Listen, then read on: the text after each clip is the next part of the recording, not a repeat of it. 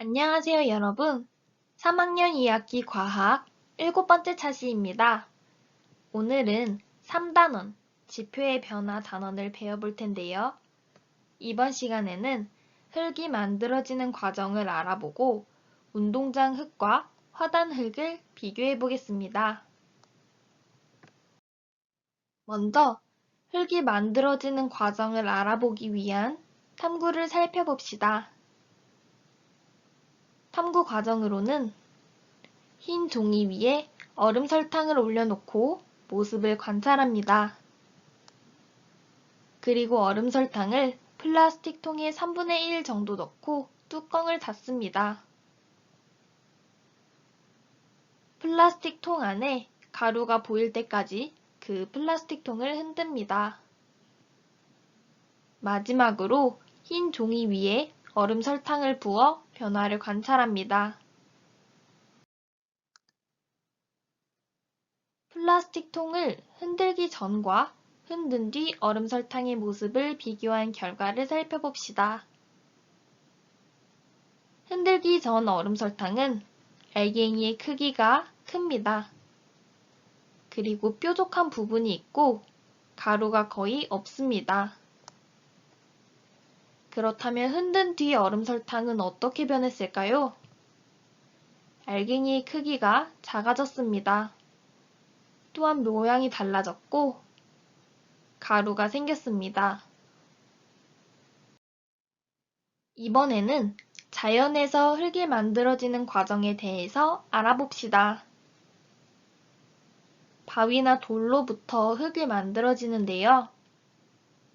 바위나 돌이 작게 부서진 알갱이와 생물이 썩어서 생긴 물질들이 합쳐져 흙이 만들어집니다. 그렇다면 자연에서 바위나 돌을 부서지게 하는 것은 무엇이 있을까요? 먼저 나무 뿌리입니다. 바위 틈에서 나무 뿌리가 자라면서 바위가 부서집니다. 다음으로 물이 있습니다. 겨울에 바위 틈에 있는 물이 얼었다, 녹았다를 반복하면서 바위가 부서집니다. 겨울에 바위 틈에 들어간 물이 얼면 부피가 증가하기 때문에 바위 틈이 벌어져 바위가 부서지는 것입니다. 다음으로 앞선 실험에서 플라스틱 통을 흔드는 것과 자연에서 물이나 나무 뿌리가 하는 일을 비교해 봅시다. 플라스틱 통을 흔들기 전 크기가 큰 얼음 설탕은 플라스틱 통을 흔든 뒤 크기가 작아진 얼음 설탕으로 변합니다. 이 과정은 통을 흔드는 것을 통해 이루어집니다. 한편 자연에서 바위나 돌은 흙으로 변하는데요. 이 과정은 물이나 나무 뿌리가 하는 일을 통해 이루어집니다. 여기서 알 수 있듯이 크기가 큰 얼음 설탕은 바위나 돌과 비슷합니다. 그리고 크기가 작아진 얼음 설탕은 흙과 비슷한 것을 확인할 수 있습니다. 즉, 플라스틱 통을 흔드는 것과 물이나 나무 뿌리가 하는 일의 공통점은 큰 덩어리를 작은 알갱이로 부순다는 것입니다. 이번에는 운동장 흙과 화단 흙을 관찰해 보겠습니다. 먼저 운동장 흙, 그리고 화단 흙입니다. 색깔은 운동장 흙은 밝은 갈색인 반면 화단 흙은 어두운 갈색입니다.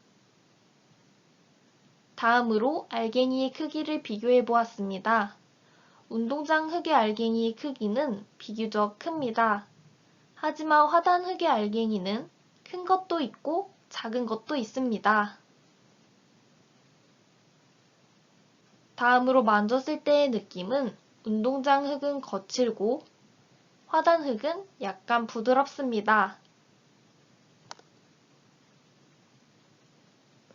그리고 운동장 흙은 잘 뭉쳐지지 않지만 화단 흙은 잘 뭉쳐집니다.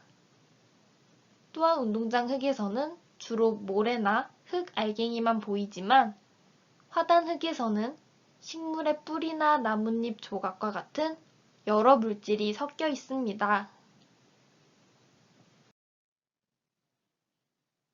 다음으로 운동장 흙과 화단 흙의 물 빠짐을 비교해 봅시다.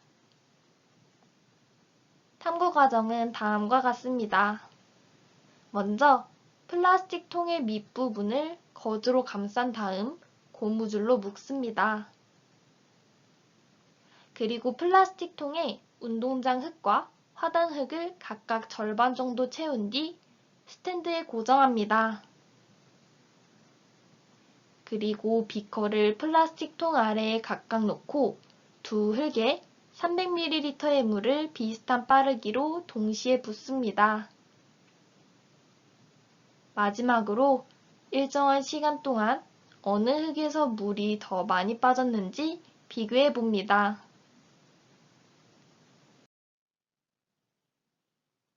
일정한 시간 동안 두 흙에서의 물 빠짐을 비교한 결과입니다.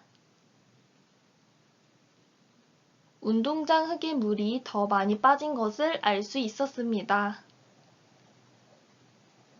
운동장 흙은 화단 흙보다 알갱이 크기가 더 크기 때문에 물이 더 빠르게 빠진 것입니다.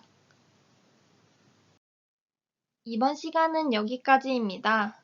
오늘은 흙이 만들어지는 과정에 대해서 알아보고 운동장 흙과 화단 흙을 비교해 보았는데요. 개념 확인 문제를 풀어보면서 오늘 배운 내용을 확인해 보세요.